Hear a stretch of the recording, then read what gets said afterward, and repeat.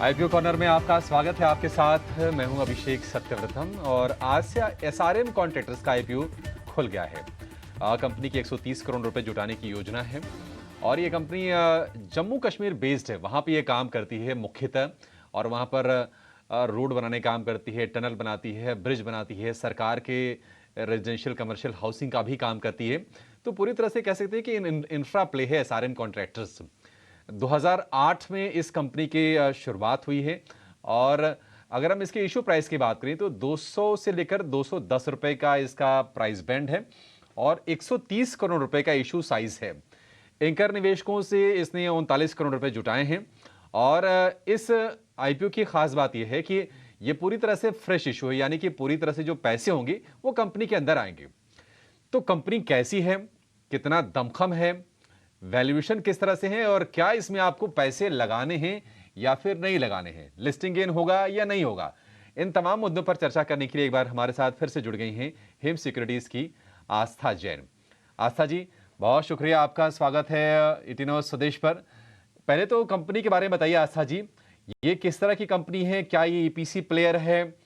क्या ये इंफ्रा पर ज्यादा फोकस है या फिर हाउसिंग वाला वर्टिकल इसका ज्यादा मजबूत है? Good morning Abhishek ji. जी, बिल्कुल देखिए ये ईपीसी कंपनी में ही आएगी क्योंकि इंजीनियरिंग में भी है और कंस्ट्रक्शन और डेवलपमेंट भी करती है। अब किस चीज़ का करती है तो हाउसिंग नहीं है, बेसिकली इंफ्रास्ट्रक्चर है जिसमें आपके रोड्स आ जाते हैं। तो रोड्स के डेवलपमेंट में कंस्ट्रक्शन में है। दूसरी तरफ देखा जाए तो टनल्स बनाते हैं और जो स्लोप स्टेबलाइजेशन काम होता है वो ये करते हैं। बेसिकली जिस तरह का मैंने काम बताया उसी से थोड़ा-सा अंदाज़ा लगता है कि ये जो इनका स्टेट है वो बेसिकली देखा जाए तो union territory of Jammu and Kashmir और लद्दाख में है। तो अगर वहाँ के नाम से ही हम समझ सकते हैं कि वहाँ पे टनल्स का काम कितना रहता होगा, रोड्स का और जो स्लोप स्टेबलाइजेशन है वो वाले। तो बेसिकली ये इंजीनियरिंग कंपनी है लेकिन इनका मेनली फोकस इंफ्रास्ट्रक्चर में है और वो भी mainly union territory of Jammu and Kashmir और लद्दाख में है। कंपनी की हम बात करें तो अब तक इन्होंने 38 प्रोजेक्ट्स इन्होंने पूरे कर लिए हैं और तकरीबन जहाँ तक मुझे समझ में आता है 1400 करोड़ तक की वैल्यू के प्रोजेक्ट्स ये कंप्लीट कर चुके हैं, जिसमें कि इन्होंने टनल्स भी डेवलप की हैं, रोड्स भी डेवलप किए हैं और स्लोप्स को स्टेबलाइजेशन वाला जो काम है, वो भी किया हुआ है। कंपनी की ऑर्डर बुक भी काफ़ी बढ़िया है क्योंकि 31 जनवरी के आस-पास की बात करें, तो इनकी 720 करोड़ की ऑर्डर बुक है, जो कि दर्शाती है कि ये रेवेन्यू का 2 गुना से ज़्यादा है। तो बढ़िया ऑर्डर बुक है और हम सब जानते हैं गवर्नमेंट का पूरा फोकस है इंफ्रास्ट्रक्चर डेवलपमेंट में और स्पेशली अगर मैं बात करूँ union territory of Jammu and Kashmir और लद्दाख, तो वहाँ पे स्कोप भी काफ़ी बढ़िया है। स्लोप स्टेबलाइजेशन ये वो काम है जो कि पहाड़ों पर अगर आप जम्मू कश्मीर की बात कर लें उस परिप्रेक्ष्य में, तो वहाँ पर रोड्स को चौड़ा करने का काम चल रहा है।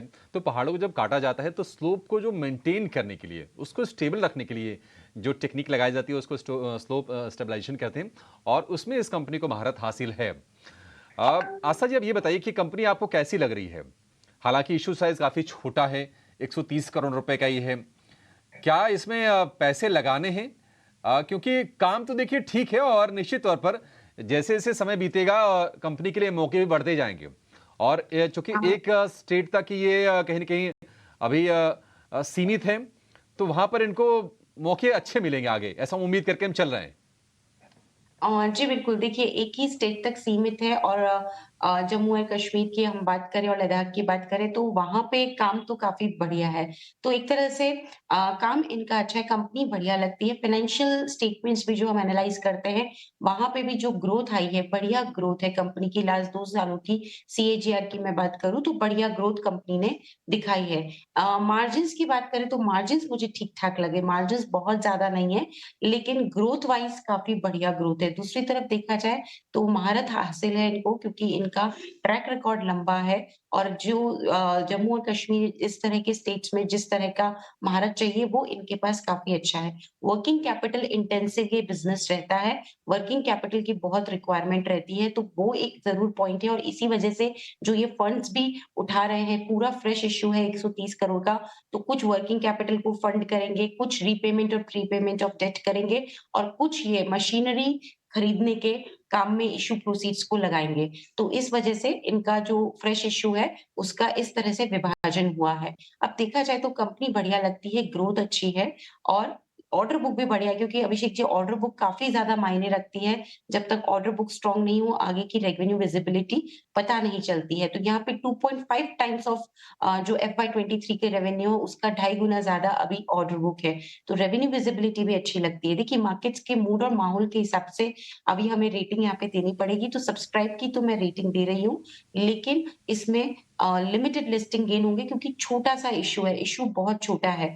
तो बहुत बड़े लिस्टिंग गेन की उम्मीद ना करते हुए छोटे-मोटे लिस्टिंग गेन के लिए और लॉन्ग टर्म के लिए लगाइए और मार्केट का मूड माहौल का ज़रूर ध्यान रखिए क्योंकि अगर वहाँ पे थोड़ा भी प्रेशर आता है क्योंकि पिछली जो भी लिस्टिंग्स हुई हैं उसमें हमने देखा है मार्केट ने एक बहुत बड़ा रोल प्ले किया है। तो अगर वो अच्छा हुआ तो यहाँ पे लिस्टिंग भी बढ़िया होती हुई नज़र आएगी। तो लगाने की तो सलाह है, लेकिन बहुत बड़े गेन की उम्मीद ना करते हुए लिमिटेड लिस्टिंग गेन और लॉन्ग टर्म पर्सपेक्टिव से सब्सक्राइब करने की सलाह रहेगी इस आईपीओ में। ठीक है, सीमित लिस्टिंग गेन की उम्मीद करके आप चलिए और बहुत बड़े आप इसमें लिस्टिंग गेन की उम्मीद ना कीजिए। हाँ, आपको जो अवधि अपना नज़रिया रखना है, वो लॉन्ग टर्म का रख के चलना है एसआरएम कॉन्ट्रैक्टर्स के आईपीओ में। आस्था जी, फाइनेंशियल्स कैसे दिख रहे हैं आपको इस कंपनी के, जरा ये बता दीजिए। और दूसरी चीज़, अगर हम किसी से तुलना करना चाहें अगर इसकी, तो कौन इसका डायरेक्ट पेयर होगा लिस्टेड स्पेस में? देखिए लिस्टेड स्पेस में पीयर्स की बात करें तो 3-4 हैं, आईटीडी सीमेंटेशन, मैन इंफ्रा, लिखिता इंफ्रा और कुछ रिसेंटली लिस्टेड आईपीओ जिसमें लिखिता आता है 2020 में हुआ था और एक उदय शिव कुमार इंफ्रा करके भी है। तो ये कुछ पीयर्स हैं जिनका की कंपैरिजन दिया गया है कंपनी के साथ। अगर मैं इनकी तुलना करूँ तो मुझे ऐसा लगता है कि कुछ एक पेयर्स कंपनी के अच्छे वाले पीई मल्टीपल पे चल रहे हैं और कुछ एक छोटे मतलब डिसेंट पी मल्टीपल पे चल रहे हैं, तो ठीक-ठाक इन्होंने इश्यू को वैल्यूएशन किया है क्योंकि ये जो इश्यू लेके आ रहे हैं ₹210 पे वो 18 time price to earning multiple के लेके आ रहे हैं। ये मैंने एनालाइज़ किया है बेसिकली जो भी एफवाय 9 महीने के इन्होंने रिजल्ट्स दिए थे उसको एनालाइज़ करते हैं और पोस्ट इश्यू लगाते हैं तो 17 से 18 का पी मल्टीपल आता है। तो यहाँ पे ठीक-ठाक इन्होंने वैल्यूएशन भी ठीक-ठाक रखे हैं और फाइनेंशियल परफॉर्मेंस में ग्रोथ तो काफ़ी बढ़िया है क्योंकि सीएजीआर ग्रोथ की भी मैं बात करूँ तो लगभग 30 से 40% की सीएजीआर ग्रोथ से इनकी टॉप लाइन और ऑपरेटिंग प्रॉफिट यहाँ पे ग्रो कर रहे हैं, स्पेशली ऑपरेटिंग प्रॉफिट और प्रॉफिट आफ्टर टैक्स में बढ़िया सीएजीआर ग्रोथ है। तो ग्रोथ अच्छी है, लेकिन मार्जिन्स इनके और यहाँ पे स्कोप है इम्प्रूवमेंट का क्योंकि मार्जिन्स के तौर पे देखा जाए, तो वहाँ पे थोड़ा और ये इम्प्रूव कर सकते हैं। तो वो एक पॉइंट रहेगा, लेकिन बाकी और जिस तरह से इनका अब कुछ इश्यू का प्रोसीड यहाँ पे पेमेंट ऑफ डेट पे भी जाएगा, तो डेट टू इक्विटी भी काफ़ी कंफर्टेबल हो जाएगा पोस्ट इश्यू। तो वो भी 0.15 ऑफ डेट टू इक्विटी आ जाएगा पोस्ट इश्यू मैं यहाँ पे बात कर रही हूँ, तो वो भी कंफर्टेबल लेवल पे हो जाएगा। इसीलिए फाइनेंशियल परफॉर्मेंस ठीक-ठाक है, पीयर्स की तुलना में ठीक-ठाक वैल्यूएशन है, कुछ एक पीयर्स इनसे ज़्यादा वैल्यूड है, कुछ एक कम है। तो इसलिए एक एवरेज जो मैं मान रही हूँ वो ठीक-ठाक है और इसी वजह से हम लोग यहाँ पे रिकमेंडेशन सब्सक्राइब की दे रहे हैं क्योंकि इन्होंने बहुत ओवर वैल्यू नहीं किया है, लेकिन बहुत ज़्यादा सस्ता भी नहीं दिया है। एवरेज वैल्यूएशन दिया है और इसीलिए हम लोग एवरेज ही लिस्टिंग गेन की यहाँ पे उम्मीद कर रहे हैं और उसी हिसाब से लगाने की सलाह दे रहे हैं क्योंकि इश्यू साइज़ बहुत छोटा है, तो अलॉटमेंट आएगा कि नहीं वो एक देखने की बात होगी।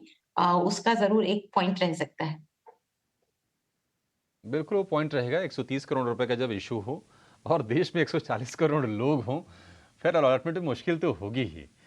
आशा जी, एक आखिरी सवाल आपसे। आप जब कह रही हैं कि डिसेंट छोटा लिस्टिंग गेन, तो आपका मतलब क्या है? कितने परसेंट की लिस्टिंग गेन होगी? और दूसरी चीज़, चूंकि जम्मू कश्मीर बेस्ड ये कंपनी है, एक राज्य तक सीमित है, तो क्या एक रिस्क है? और अगर आपने इनका ऑफर डॉक्यूमेंट पढ़ा होगा, डीआरएचपी का अध्ययन अगर आपने किया होगा, तो क्या इनकी कोई महत्वाकांक्षा है जम्मू कश्मीर से बाहर निकल के और स्टेट्स में अपने प्रेजेंस को बढ़ाने की?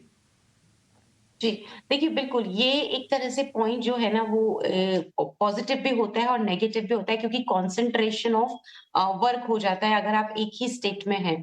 तो और हम सब जानते हैं कोई भी जियोपॉलिटिकल अगर कोई भी सिचुएशन अराइज़ होती है, तो उस केस में इनका वर्क भी अफ़ेक्ट हो सकता है क्योंकि कंसंट्रेशन रिस्क यहाँ पे आ जाता है अगर आप एक ही स्टेट तक सीमित रहते हैं, तो वो एक रिस्क ज़रूर रहता है। लेकिन वहीं पे अगर हम देखें तो जिस तरह से अब सरकार का यहाँ पे भरसक प्रयास है कि यहाँ पे इंफ्रास्ट्रक्चर की अच्छी खासी यहाँ पे डेवलपमेंट हो, तो मुझे लगता है कि इनको आगे जाते हुए भी यहाँ पे जो अवार्ड ऑफ कॉन्ट्रैक्ट्स रहेंगे वो मिलते रहेंगे।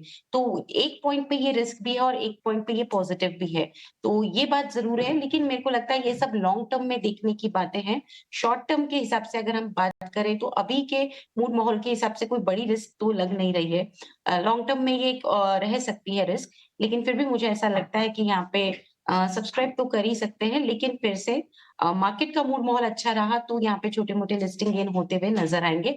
तो वो एक चीज़ ज़रूर कंसिडर करके यहाँ पे इन्वेस्टमेंट करें क्योंकि अभी की कुछ लिस्टिंग्स मार्केट मूड माहौल के हिसाब से ज़्यादा हुई है। हम्म, ठीक है। सब्सक्रिप्शन में अलॉटमेंट एक चैलेंज होगा, लेकिन लंबी अवधि के लिए ठीक है। आपको पैसे लगाने की सलाह है छोटे लिस्टिंग गेन के लिए। अगर हम वैल्यूएशंस की बात करें तो वैल्यूएशंस ना तो बहुत सस्ते हैं ना तो बहुत महंगे हैं, वाजिब कह सकते हैं, फेयरली वैल्यूड ये कंपनी है। और जम्मू कश्मीर तक सीमित है, वो एक पॉजिटिव चीज़ भी इनके लिए है कि एक जगह पे इनका कंसंट्रेशन है, उससे कॉस्ट मैनेजमेंट में इनको थोड़ी आसानी हो जाती है। आशा जी, बहुत शुक्रिया आज आपका समय देने के लिए और इस आईपीओ पर आज भी खास चर्चा करने के लिए, अपनी बहुत ही वैल्यूएबल इंसाइट्स हमारे दर्शकों के साथ शेयर करने के लिए। तो इस चर्चा में फिलहाल इतना ही।